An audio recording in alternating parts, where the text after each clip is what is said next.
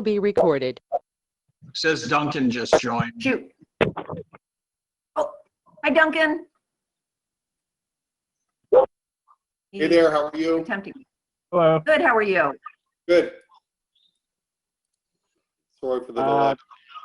No problem. Start first, call to order. This is Harwich Planning Board, Thursday, June 25th, 2020 at 6:30 p.m. Pursuant to Governor Baker's March 12th, 2020 order suspending certain provisions of the open meeting law, GL Chapter 30A, Section 20, and the Governor's March 15th, 2020 order imposing strict limitations on the number of people that may gather in one place. This meeting of the Harwich Planning Board is being conducted via remote participation. No in-person attendance of members of the public will be permitted, but every effort will be made to ensure that the public can adequately access the proceedings as provided for in the order. A reminder that persons who would like to listen or view this meeting while in progress may do so by logging in as specified above on the agenda. You do need to do a roll call vote, a roll call to see who's present. Right now?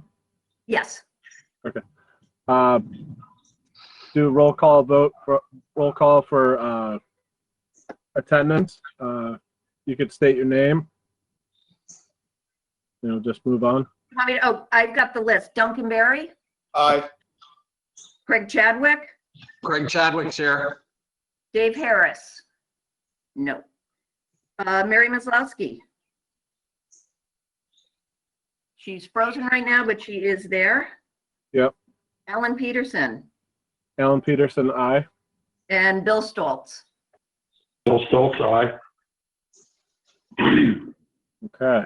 You do have a quorum of the board. Okay.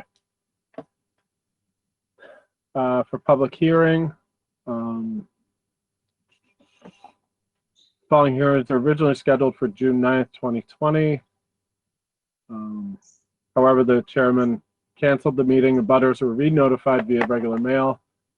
I'd like to start first with PB 2020-13 Davenport Companies Incorporated, applicant care of John M. O'Reilly, PEPLS, representative, seeks approval of a use special permit with waivers for a two-family dwelling pursuant to the Code of the Town of Harwich, Section 325-13.A-51 and -51.N as set forth in MGL Chapter 40A, Section 9.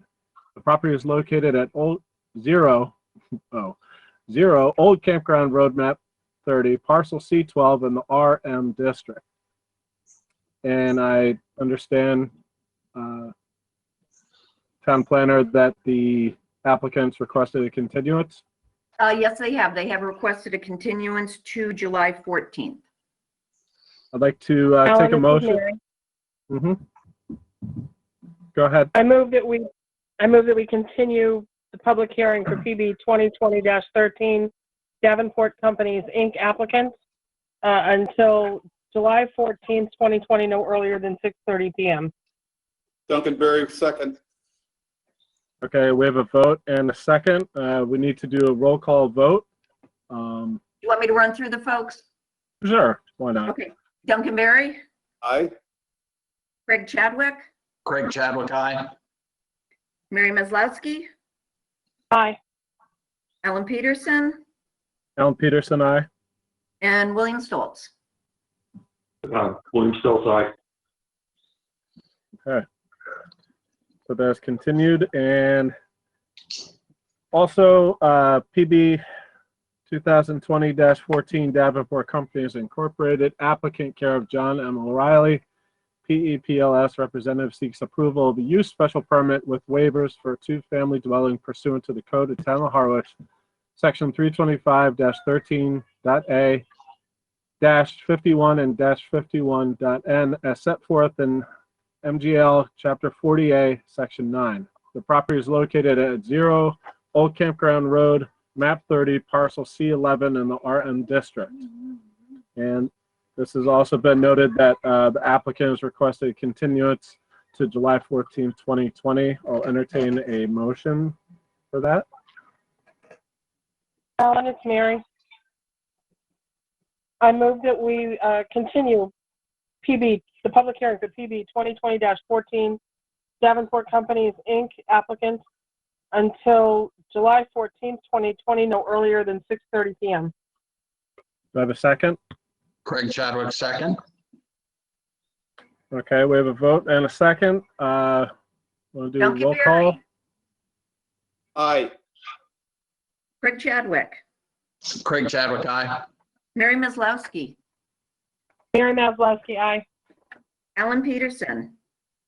Alan Peterson, aye. And Bill Stoltz. Bill Stoltz, aye. Thank you. Okay.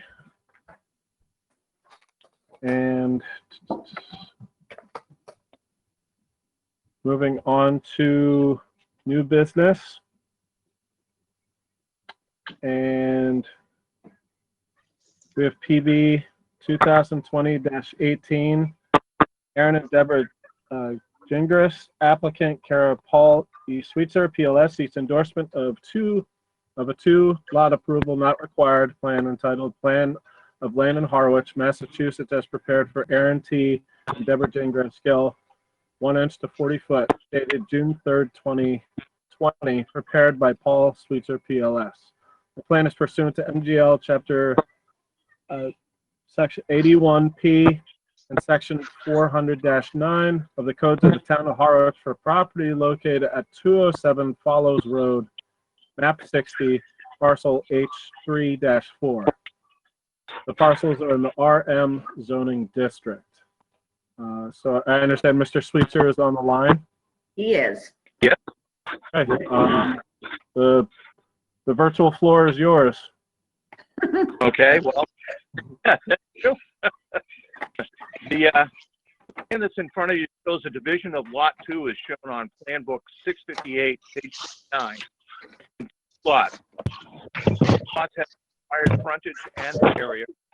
Paul, it's kind of hard to hear you. Is it? Yes. What am I coming in broken up? You're breaking up, but it's also very silent. I don't know if you've got your phone on speaker. You may want to take it off a speaker for the time being to give your presentation. Okay, I'm off speaker right now. Okay, That's much better. the plan in front of you, does that sound better? Much Much. better. Much. Okay.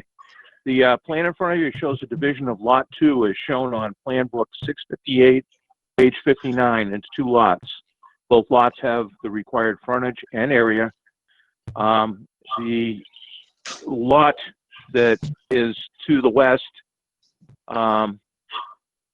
has already has a garage on it, and we have shown that in the shed. And the lot to the east is just divided off with the idea that it's probably going to be used in conjunction with other land to the east. Is there any questions?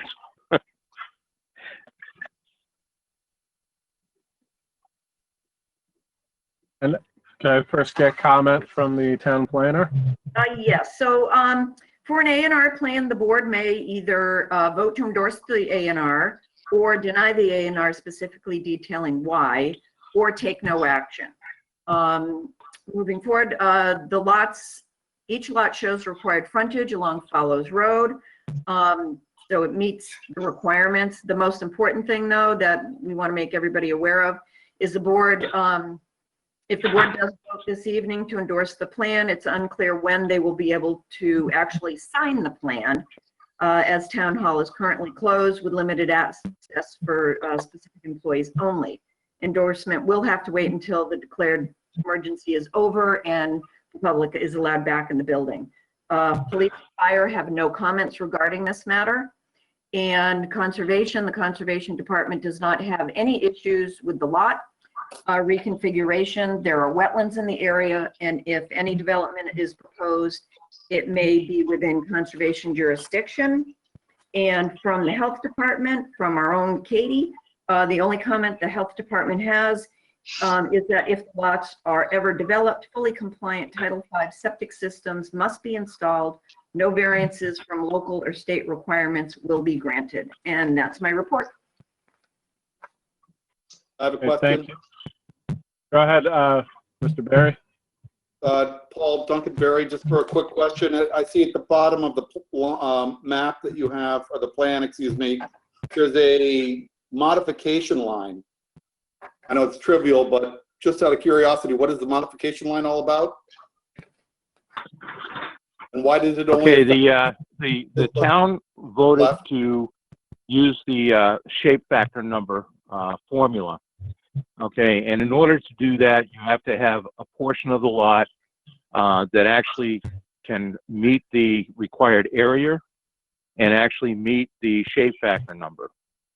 So in order to do that, with the narrowness of the lot, what I did was I reduced the area down to the 40,014 square feet. And what that did was I also was able to reduce the perimeter, which made it so that I could get the shape factor number under 22. So the first shape factor number on the total lot was 26.53, but by doing the modification, I can bring the number down to 21.32, which is totally allowable.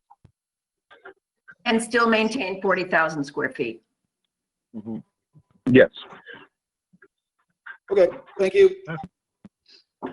Mr. Vice Chairman, I do have a question. It's Craig. Go ahead. Go ahead, Craig. Thank you. Mr. Sweetser, you probably know the answer to this. Is Follows Road a town road, publicly accepted, or whatever the right terminology is? Or is it a private way? I see that this plan says an undefined way. It's an undefined ancient way. It's a way that's been in existence prior to the adoption of the subdivision control law by the town. It is also a way that has been used on several other previous plans as providing frontage for other lots. It is providing safe and adequate access. That's already gone through that several times with the planning board. And there hasn't been any questions that or coming up about that. But anyways, yes, it's a private ancient way. Okay, so it's not maintained by the town? No, it's not maintained by the town. No. Okay. The reason that I asked, I took a ride out there just to familiarize myself with it, and I noticed that there was a gate across the road itself preventing anybody, and it said no trespassing. I'm not sure where I don't see it shown on the plan or exactly where it was, but that's what made me ask the question about the town-approved road or not. So, thank you. Okay, no problem, Craig. Any other comments from the board? Any comments from the public?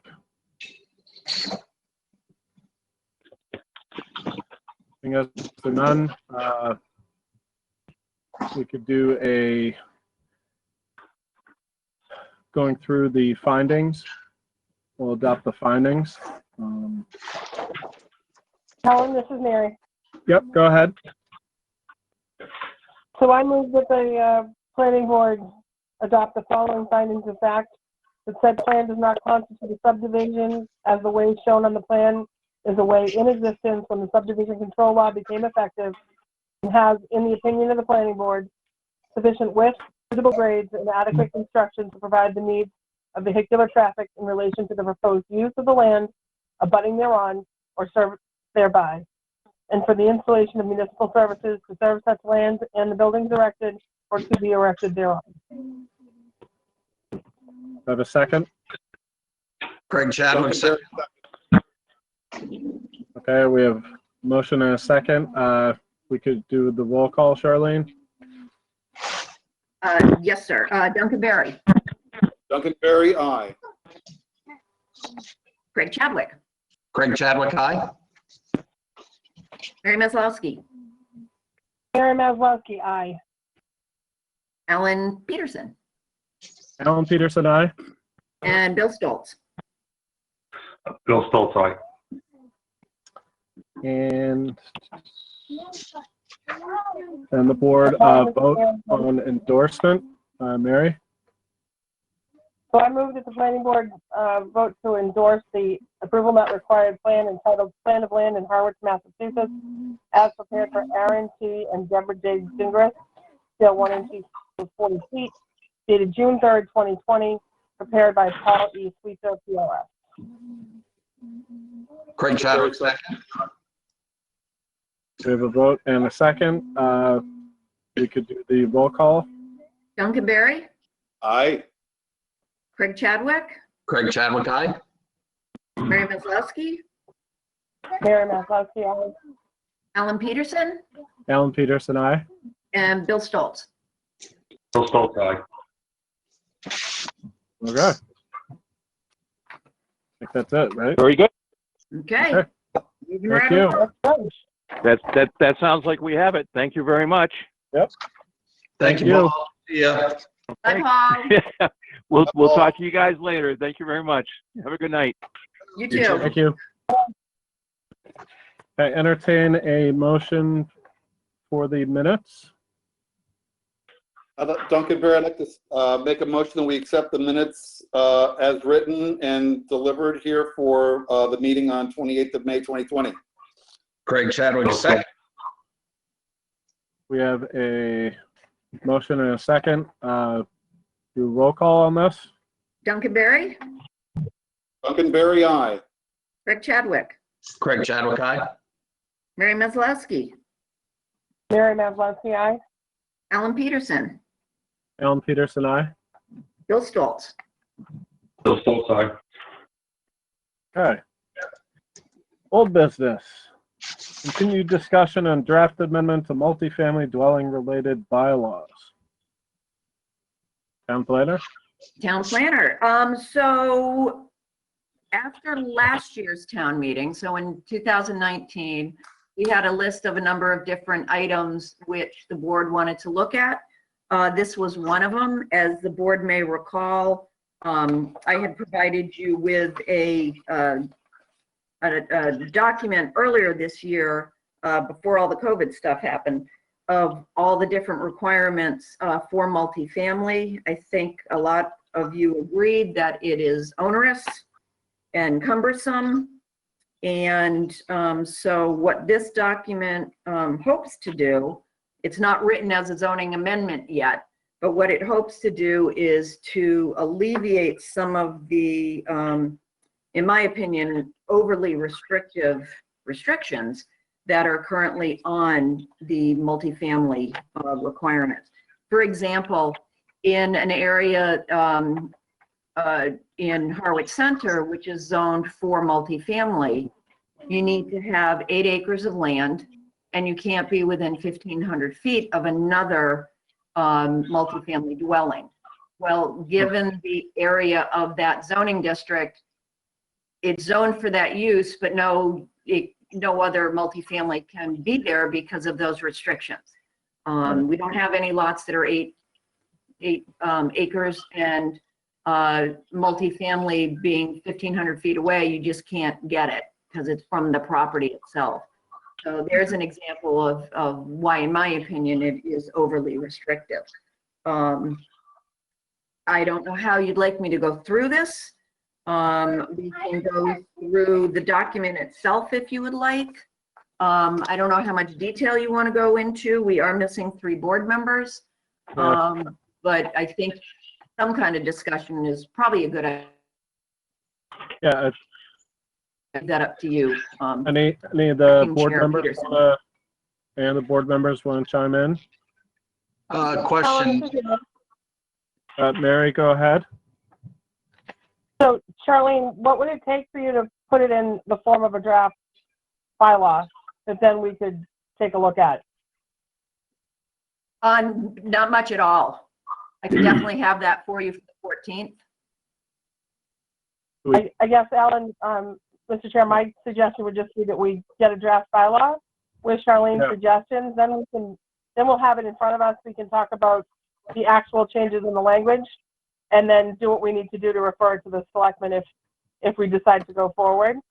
That makes a lot of sense. I don't think we need a motion. Question that might be related to that Is there a, if I may, Vice Chairman, the question is, Yeah, are there Absolutely. precedents that are comparable that we might be looking at on Cape or in Dukes County, or?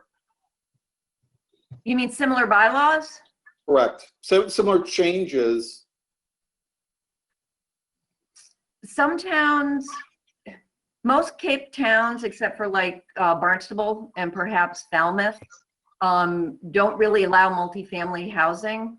And that's why you see a lot of 40B developments being done to essentially, and it's allowable thing, and circumvent's not the right word, but essentially get waivers from zoning requirements to allow for multifamily. So we really don't, I actually, when I started doing this over a year ago, reached out to Massachusetts as a whole and said, does anybody have anything that they like? Particularly Cape Cod folks, do you have anything? I got nothing. And Okay. basically it was like, if you come up with something, can you let us know and share it? So in the smaller communities, there really is nothing that we have to look at that I've been able to find. So this Yeah, would be essentially a planning innovation for the Commonwealth. For smaller communities, it may very well be. There's a lot of communities, you know, in the, 128 belt or even the 495 belt who do have multifamily that's allowable with a special permit, and some that have it by right. I thought I would take tiny steps forward and still have this be a special permit process. Doesn't mean that it couldn't become an as right in certain areas. But right now, yeah. Anyone Charlene, else on board? Go ahead, Craig. thank you. Charlene, do you know what the thought was when this was first written, that, and I'm keying in on, you mentioned the minimum requirement for multifamily now states 8 acres are required.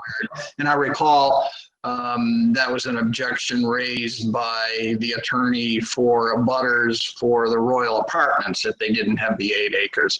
So I was just, and if I understand correctly, what we're talking about is a modification. That might be one of the modifications to the zoning change. So I was wondering why it was originally 8 and not 10 or 5 or 2 or 100.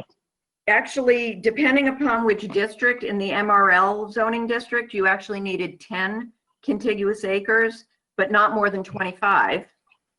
And also it was restricted to a maximum density of 8 bedrooms per acre, which is far more restrictive than Title V.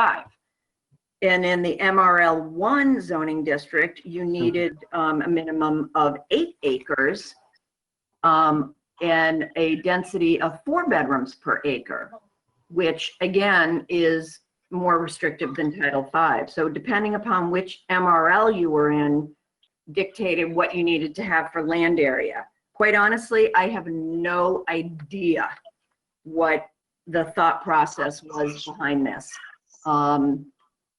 I just have no idea. Okay, fair enough. Thank you. Okay. Anyone else from the board?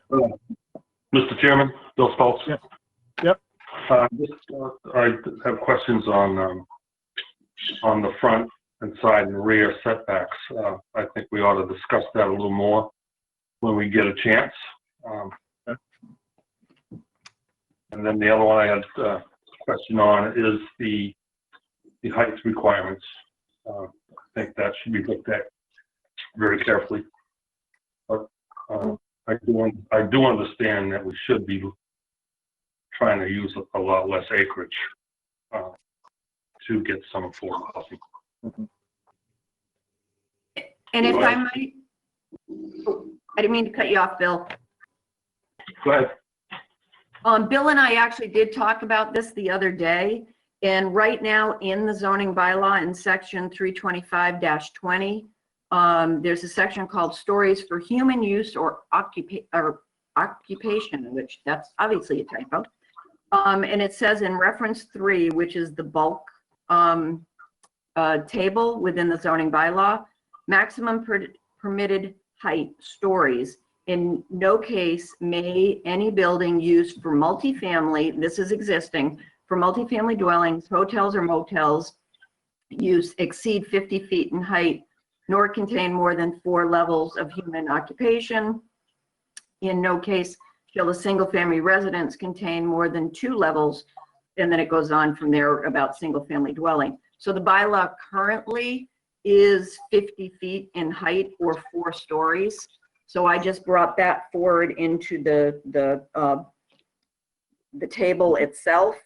But that's certainly I just wanted you all to realize that that already existed in the zoning bylaw. But if that's something that the board is concerned about, I would point out that the Belmont and then the condominium units at Witchmere are definitely 4 high and probably 50 feet. So not that that's setting a precedent and that it can't change, but I just want you to realize that it is in the bylaw now. So it's not anything that we're suggesting to change, but it certainly can be if the board feels that it should. Go ahead. Go ahead, Bill. No, this is the Belmont and Witchmere, the only 2 places in town which that is allowed. No, actually, any place that is allowable now for multifamily, if you can meet all the other requirements, can be 50 feet high and have 4 stories for human occupancy. Okay. Because there's 2. Doesn't mean it can't change. Okay. A question, Mr. Vice Chairman? Go ahead, Craig. Charlene, does that, you said 4 floors of occupancy? Did I hear it correctly? Does that include the basement? If the basement is constructed so that it can be habitable under both the building code and the health code, then yes. If the basement is only for storage and say a common laundry area, then no. We lost your audio. You were breaking up. Oh, mine? Yes. Oh, okay. I hope I'm not losing my web. I can hear it. So the basement area, if it's designed for human occupation, has the number of windows, egress, you know, that kind of thing, then it would count. If it's simply just that a basement, like, and that only has storage space in it or a laundry, then it would not count for human occupation. So the reason I'm asking, I'm thinking specifically of the new apartments, Stone Horse, whatever they're called. The dormitories. The dormitories. Does that fit this criteria of multifamily? Because I think. No, that's different. That got a variance for for dormitory use. So those are not apartments. That's not considered multifamily under the building code or under the health code. I believe under the health code, but definitely under the building code. So yeah, so that is a little bit different. I forget what the height is on those. Okay. I think the reason I ask is I think the basement is used for SROs or whatever their dorm rooms, if I recall from the plans. But anyway, thank you. Mr. Chairman? Yes, go ahead. I think when we did the dormitories for Stonehurst, that the height that we let them build to was 30 feet. And that building would be considered 2.5 stories.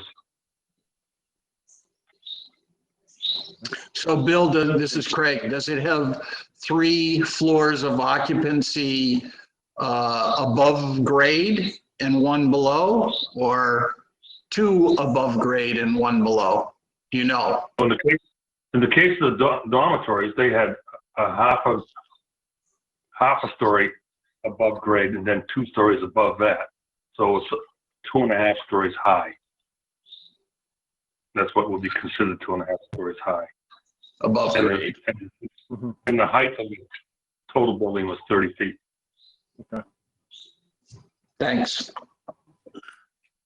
But yeah, I think what Mary said, if you construct it as a draft and the next meeting we get together and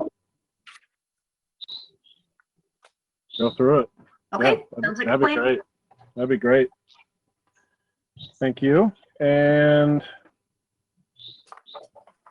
on to the next item, discussion on new town meeting date and vote on need to hold new public hearing for the zoning amendments related to essential services. So as you all may recall, you proposed a zoning amendment for essential services at the recommendation of the KP Law in light of work being done with the sewer. And it went through the process. You all held a public hearing on February 25th, and you voted, board members present voted to recommend it to the town meeting. Under Mass General Law, Chapter 40, Section 5, if the town meeting doesn't act on this within 6 months, the board has to hold a subsequent public hearing. With all the stays that happened, with all kinds of other things because of the COVID, it's not exactly clear if this is covered under that. So to err on the side of caution, and I did speak with the interim town administrator today, and he felt that it was also a good idea, is that the board vote to refer this back to the Board of Selectmen so that you can start a new public hearing process. That sounds very prudent. My only question, this is Craig. My only question Right, Craig. thank you, about, another public hearing and the difficulty with public hearings during this COVID thing with remote access and all that kind of stuff. It seems to me that what I've read about the impact of the governor's decisions about COVID, that those things that had a deadline on them or tolling started, that everything pretty much froze. So We don't know that for sure, Greg. Right. And we're just erring on the side of caution. I get it. Have this happen again, it doesn't hurt anything. Have we, Joe or you or anybody contacted KP Law or anybody for not looking to spend money on a legal opinion, but just? Quite honestly, I didn't want to spend the money on it, Okay. to be honest with you. Yep. It sounds like this will just cover us, and Yeah. throw it back to the selectmen and public hearing, and that way it doesn't. And if you may recall, the Board of Appeals had questions about it. Once Yeah. I shared some comments that we got from KP Law, I got an email from them saying, we get it, we're on board, we have no issue. Okay. Entertain a motion. And there is one on the bottom of the memo that I gave you all. I move to refer the zoning bylaw amendment related to the essential services to the Board of Selectmen so that the required public hearing process can begin and so that this article can be included in the September town meeting warrant. Do I have a second? Still second. We have a motion and a second. Roll call vote. Duncan Berry, Aye. Fred Chadwick, Greg Chadwick, aye. Mary Maslowski, Mary Maslowski, aye. Alan Peterson, Alan Peterson, aye. and William Stoltz. William Stoltz, aye. Okay. Thank you. And briefings and reports by board members. Does anyone have anything to share or report? I do. Yes, Ms. Town Planner. I'm not a board member. So we may be opening town hall up for limited occupancy next week or the week after. If that does occur, what I would like to do so that you all can get the approval not required plans, of which there are now 6, or there will be 6, signed. what I would do is get in touch with each of you and schedule a specific time for you to come into town hall. You will have to wear a mask, and I will have all the plans spread out. I'll take a specific day, and all I need are really 4 of you, but if we can get 5, that's great, to come in and sign the plan, the Mylars, and also sign one of the paper copies. So I will be in touch. I'm actually taking next week off. So it won't be happening next week, but hopefully if all goes well and we're opening on a small basis with number of people, I can get you in the building one at a time to endorse. Okay. Great. Good. I would like to, Mr. Chairman, or Vice Chairman, I just wanted to make a comment with regard to Mary and her service on the Historical Commission. I want to commend you all for the great job that you did in making sure that what's going up right across from the Masonic Hall is absolutely fantastic. You guys held out for design revisions that have made, you know, a really worthwhile contribution to the town. My hat's off. Thanks, Duncan. The applicant did a lot of work, and they listened to the Harwich Port, the Harwich Center Committee, and their second set of plans were fantastic. So Bravo, it good looks job. great. Yeah. It does look nice. Looks really nice. Sure does. Don't have anything else to report? I was supposed to retire next Friday, but I'm not. No can do. But who's counting? 5 months. Oh, sorry. Who's counting? Okay. With that said, I'll entertain a motion to adjourn. So moved. Second. We have a move and a second.